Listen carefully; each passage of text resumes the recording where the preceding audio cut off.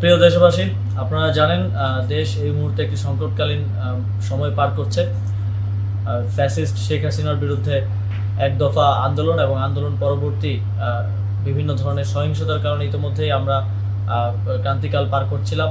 আপনারা জানেন দেশের লক্ষ লক্ষ কোটি টাকা পাচার হয়ে গেছে, লক্ষ লক্ষ কোটি টাকা ঋণের মধ্যে দেশ রয়েছে।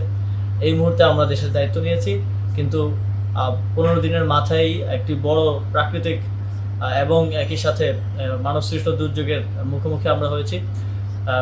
প্রবল বৃষ্টিপাত, ভারতের অববাহিকায় ডম্বুর গেট খুলে দেওয়ার ফলে বাংলাদেশে হঠাৎ ফ্ল্যাশ ফ্লাডের আকারে সেটি ফেনী, কুমিল্লা, নোয়াখালী সহ দেশের প্রায় 10টিরও উপরে জেলায় আঘাত হানে। ভারত কোনো প্রকার সতর্কতা ছাড়াই এই গেটটি খুলে দেয়। প্রায় 31 বছর পর প্রথমবারের মতো এই গেটটি খোলা হয়। তো আমরা উদ্বেগ প্রকাশ করছি এবং একই সাথে সারা দেশের সকলকে জাতীয় ঐক্য গঠন করে এই সংকট মোকাবেলায় এগিয়ে আসার আহ্বান জানাচ্ছি।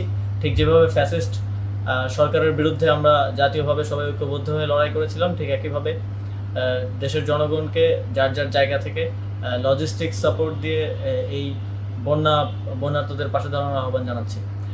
আপনারা জানেন ইতিমধ্যেই আমাদের ত্রাণ ও দুর্যোগ ব্যবস্থাপনা মন্ত্রণালয় কাজ করে যাচ্ছে এবং যুব ও ক্রীড়া মন্ত্রণালয় থেকে আমাদের প্রায় 18,500 যেই রেজিস্ট্রেড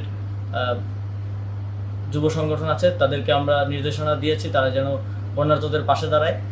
একই সাথে বৈষম্যবিরোধী ছাত্র আন্দোলনের সমন্বয়কেরা ত্রাণ সংগ্রহ করছেন টিএসসিতে এবং প্রায় 50টি বোট তারা বন্যা দুর্গত এলাকায় পাঠিয়েছেন উদ্ধার কার্যের জন্য এবং আরও 200টি বোট আজকে যাওয়ার কথা।